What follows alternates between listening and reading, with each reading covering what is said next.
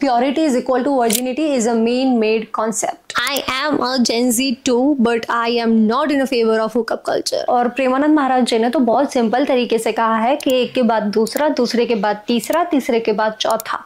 लेकिन we all know यहाँ पे कुछ ऐसे भी लोग हैं जो एक के साथ 4 लोगों को घुमाते हैं। पहली बात, लिव इन रिलेशनशिप करने के लिए वो सेफ भी होना चाहिए। तो क्वेश्चन इज दैट कि क्या इंडिया सेफ है लिव इन रिलेशनशिप के लिए? पवित्रता क्या है? क्यों मीडिया इस टॉपिक पे इतना भार दे रही है? प्रेमानंद महाराज जी ने वाकई कुछ गलत कहा है या फिर हम उनकी दूसरी साइड समझ नहीं पा रहे हैं? Welcome back to my channel, this is Nandini and we are discussing a really important topic today. पहले एक बार ये देख लेते हैं कि प्रेमानंद महाराज ने कहा क्या था। आजकल बहू और पति मिलना बड़ा मुश्किल है। 100 में से 2-4 कन्याएं ऐसी होंगी जो अपना पवित्र जीवन किसी पुरुष को समर्पित करती होंगी। जो 4 लड़कों से मिल चुकी है वो सच्ची बहू कैसे बनेगी? जो 4 लड़कियों से मिल चुका है वो सच्चा पति कैसे बनेगा? भारत देश धर्म प्रधान देश है, विदेशी माहौल घुस गया है। लिव इन रिलेशनशिप क्या है? गंदगी का खजाना। हमारे यहाँ पवित्रता के लिए जान दे दी थी जब मुगलों का आक्रमण हुआ था, तब छूने नहीं दिया था। उन्होंने 4 होटल के भोजनों का भी एग्जाम्पल दिया है जिस पे हम अलग से बात करेंगे। आजकल बहू और पति मिलना बहुत मुश्किल है। Let me take this as पत्नी और पति, क्योंकि जोड़ा वो होता है पति पत्नी का, बहू और पति का कोई जोड़ा नहीं होता है। बहू सास के लिए होती है। उन्होंने कहा था कि मुश्किल है, अग्री टू दैट पॉइंट। हाँ, मुश्किल है। 100 में से 2-4 कन्या ऐसी होंगी जो अपना पवित्र जीवन अपने पति को समर्पित करती होंगी। अब इसमें 2 शब्द हैं, पवित्रता और समर्पित। हमारे वैदिक कॉन्टेक्स्ट में देखें तो पवित्रता का मतलब emotional, moral and spiritual bond है। And I don't think so कि आजकल की जनरेशन में कोई इतना स्ट्रांग है जो अपने डिजायर्स को कंट्रोल कर सकता है, या फिर डिटैच होना तो बहुत दूर की बात है। मेरे कहने का मतलब यह है कि purity is not only up to physical, but there are so many things going behind that. उन्होंने लड़कों के लिए भी कहा है कि 100 में से 2-4 लड़के ही ऐसे होंगे जो अपना पवित्र जीवन अपनी अर्धांगिनी यानी पत्नी को समर्पित करते होंगे। Coming to the next line, जो 4 लड़कों से मिल चुकी है वो सच्ची बहू कैसे बनेगी, और जो 4 लड़कों से मिल चुका है वो सच्चा पति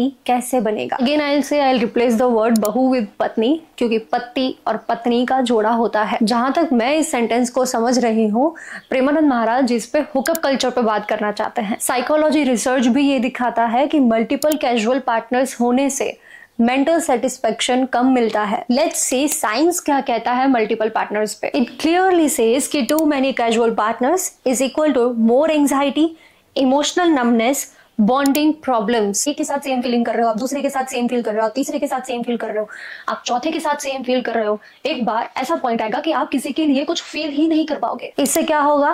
ट्रस्ट इश्यूज डेवलप होना शुरू हो जाते हैं। फ्रीक्वेंट पार्टनर्स चेंज करते हो तो it leads you to the risk of STD, AIDS, HIV as well as emotional dissatisfaction. और अगर आपको 4-5 पार्टनर्स एक साथ रखना नॉर्मल लग रहा है तो आप में डेफिनेटली कोई प्रॉब्लम है। You need to get checked. उन्होंने मुगल कॉन्टेक्स्ट में भी एग्जाम्पल दिया था। अगर हम मुगल पीरियड का देखें तो उसमें बहुत सारी चीजें जुड़ी हुई है एक साथ। उनके 2 प्राइमरी गोल थे। पहला, जितनी भी हिंदू लड़कियां मिले उनसे शादी कर लो, और दूसरा, जितने भी मंदिर दिखे उसे तोड़ के उस पे मस्जिद बना दो, बिकॉज उन्हें इस्लामिक स्टेट चाहिए था। We all are aware about that. तो तब जोहर हुआ था क्योंकि उन्हें अपने रिलीजन को प्रोटेक्ट करना था और मुगलों से शादी नहीं करनी थी, which is a very brave move. और अगर ये टॉपिक लव जिहाद के केस में डिस्कस हो तो वो और भी ज्यादा बेटर है।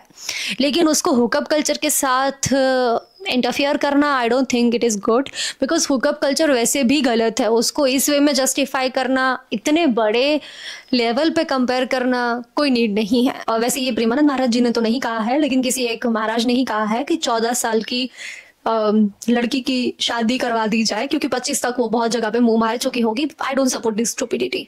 This is completely stupid. This does not make any sense, क्योंकि वो 14 साल की बच्ची 9th स्टैंडर्ड में होगी, और कोई भी पिता 9th स्टैंडर्ड में अपनी बच्ची की शादी इस जमाने में तो नहीं करवाना चाहेगा। फिर उन्होंने रेस्टोरेंट का एग्जाम्पल दिया था कि अगर 3 होटलों का खाना खाओ तो उसके बाद घर का खाना पसंद नहीं आता है। थिंग इज कि उनका कहना भले ही सही हो, लेकिन किसी भी ह्यूमन बॉडी को ऑब्जेक्टिफाई करना सही नहीं है।